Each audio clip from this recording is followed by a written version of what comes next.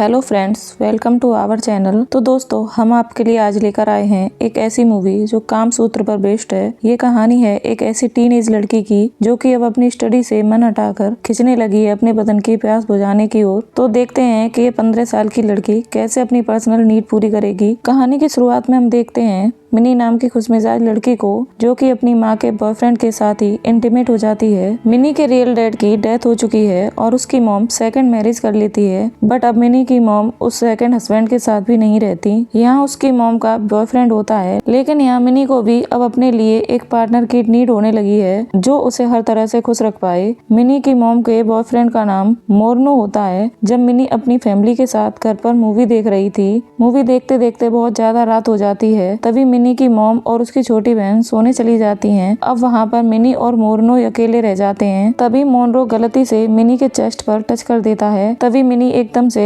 Excited हो जाती है। मिनी को कार्टून बनाना बहुत पसंद था। तभी मिनी मोर्नो की एक कार्टून बनाती है। कार्टून देख के एकदम से सेड्यूस होने लगती है। वहीं हम मोर्नो को मिनी की मॉम को क्लब ले जाने के लिए रिक्वेस्ट करते देखते हैं, बट मिनी की मॉम साफ मना कर देती है। मिनी की मॉम कहती है कि क्यों ना तुम मिनी को अपने साथ ले जाओ। ये सुनकर मिनी एक्साइटेड हो जाती है क्योंकि वो भी मोर्नो के साथ टाइम स्पेंड करना चाहती थी। मिनी अब मोर्नो को पसंद करने लगी थी और अब जल्दी से ड्रेस चेंज कर लेती है और मोर्नो के साथ क्लब चली जाती है। यहाँ क्लब में मोर्नो बहुत ड्रिंक कर लेता है और मिनी के हाथ को पकड़कर उसके प्राइवेट जगह छूने को कहता है। इधर मिनी भी ऐसा करने को एक्साइटेड हो जाती है और मोर्नो को बता देती है कि वो उसे पसंद करने लगी है और उसके साथ इंटीमेट होना चाहती है। और फिर वो दोनों कार में चले जाते हैं और किस करते हैं। अगले दिन मिनी स्कूल बंक करके मोर्नो के घर आती है और मोर्नो के ऊपर बैठ जाती है और दोनों इंटीमेट होने लगते हैं। तभी मोर्नो को पता चलता है कि मिनी तो वर्जिन है, तो वो बहुत खुश होता है और मोर्नो के साथ इंटीमेट होके मिनी भी खुश हो जाती है कि फाइनली उसने अपनी वर्जिनिटी लूज कर ली। और घर आके अपनी दोस्त को कॉल करती है और उसे अपने पहले वर्जिनिटी लूज करने के एक्सपीरियंस के बारे में बताती है कि उसे ऐसा करके बहुत अच्छा लग रहा है। और अगले दिन मिनी और मोर्नो बाथरूम में ही इंटीमेट होने लगते हैं। मिनी बताती है कि अब तक वो 7 टाइम इंटीमेट हो चुकी है और अब की बार जब मोर्नो मिनी के साथ इंटीमेट होता है तो वो मिनी से कहता है कि हमें ये सब बंद करना होगा क्योंकि तुम मुझसे बहुत छोटी हो।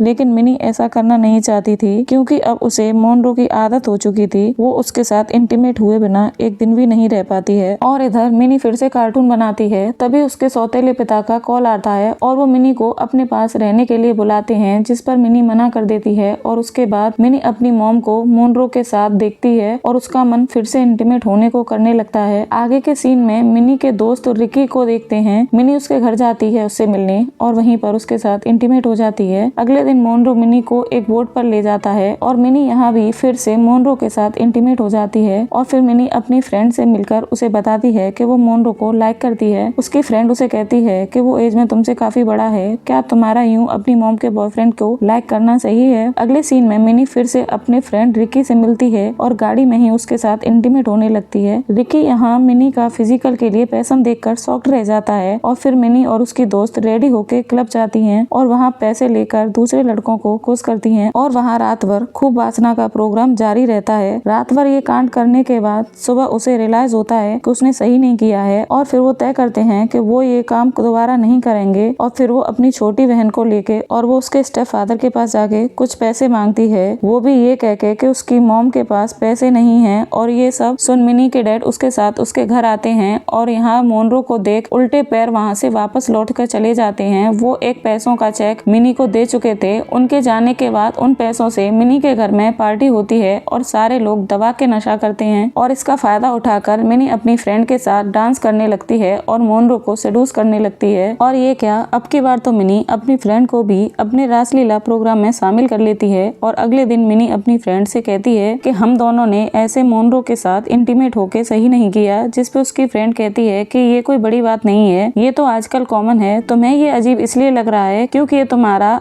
फर्स्ट टाइम का एक्सपीरियंस था, नेक्स्ट टाइम से ऐसा कुछ भी नहीं होने वाला। उसके बाद रात को मोर्नो नशे में धुत मिनी को कॉल करता है, जिससे मिनी समझ बैठती है कि मोर्नो उसके प्यार में पूरी तरह से पागल हो चुका है। अब ये सब मिनी की मॉम नोटिस कर लेती हैं और इसी बात को लेके मिनी की मॉम का मोर्नो से झगड़ा भी होता है। लेकिन मोर्नो अपनी चिकनी चुपड़ी बातों में उन्हें मैनिपुलेट कर लेता है और फिर मोर्नो मिनी को मिलने के लिए बुलाता है और जब वो उसकी कार में बैठे हुए होते हैं तो मोनरो मिनी से कहता है कि हमें ये सब बंद करना होगा क्योंकि तुम्हारी मॉम को अब हम पर डाउट हो गया है, जिस पर मिनी भी मान जाती है और आखिरी बार उसके साथ वहीं कार में इंटीमेट होती है। इसके बाद मिनी फिर से मोनरो के घर जाती है। वहाँ वो मोनरो को देखती है, वो काफी दिन से सोया नहीं था। वो मिनी को अपने पास लिटा के सो जाता है और फिर वो कंट्रोल नहीं कर पाते और फिर से इंटीमेट हो जाते हैं और फिर वो वहाँ पर सूखा नशा करते हैं, यानी कि वो ड्रग लेते हैं और नशे में मिनी को ऐसा लगता है कि जैसे उसके विंग्स निकल आए हैं और वो हवा में उड़ रही है। और वहीं मोनरो को नशे में ऐसा फील होता है कि जैसे उन्हें कोई देख रहा है और उनकी जासूसी कर रहा है। उसके बाद मिनी और उसकी दोस्त क्लब जाते हैं और जम के नशा करते हैं और सारी रात मजे करते हैं। उसके बाद जब मिनी अपने घर जाती है तो देखती है उसकी मॉम को उसके और मोनरो के बारे में सब कुछ पता चल गया है। वो मिनी को लेकर मोनरो से मिलने क्लब जाती हैं और मोनरो से कहती हैं कि तुम दोनों शादी कर लो और फिर जैसे चाहो वैसे अपनी लाइफ जीना। ये सुनकर मिनी वहाँ से चली जाती है और अपना घर छोड़ देती है और घर से दूर अकेली रहने लगती है और फिर वो अपनी माँ तक से मिलने नहीं आती। वहीं क्लब में एक लड़का मिनी के क्लोज आने की कोशिश करता है। तभी मिनी को रियलाइज होता है कि वो कितना गलत कर रही है और वो दौड़कर अपनी माँ के पास आती है और उसकी मॉम उसे गले से लगा लेती हैं। जब वो अपने रूम में जाती है तो उसे वहाँ पर एक लेटर मिलता है जो कि एक कार्टूनिस्ट का होता है और मिनी की कार्टून ड्राइंग के लिए लेटर के थ्रू उसे अप्रिशिएट करता है और कहता है कि तुम बहुत अच्छा कार्टून ड्राइंग करती हो। तब हमें पता चलता है कि मिनी कार्टून ड्राइंग करके कार्टूनिस्ट को भेजा करती थी। ये सब देखकर मिनी अपनी सारी बुरी आदतों को छोड़ कार्टून ड्राइंग को अपना करियर टारगेट फिक्स कर कार्टूनिस्ट बनने का तय करती है। और नेक्स्ट सीन में हम मिनी को एक बीच पर देखते हैं जहाँ वो अपनी कार्टून ड्राइंग बनाकर सेल किया करती थी और अपने खर्चे खुद उठाती थी और अपनी मॉम को भी फाइनेंशियली सपोर्ट करती है। उसके बाद बीच पर मोनरो आता है, वो उसे एक पेंटिंग दे देती है और वो सब भूलकर एक नई लाइफ जीने लगती है और अपनी बहन के साथ खुश रहने लगी थी। इसके साथ ही मिनी की इस कहानी की हैप्पी एंडिंग होती है और उसी के साथ इस मूवी का एंड हो जाता है। दोस्तों, आपको मूवी एक्सप्लेनेशन अच्छी लगी हो तो प्लीज गाइज एक लाइक और सब्सक्राइब जरूर करें एंड हमारे चैनल को सपोर्ट करना ना भूलें। Thank you guys.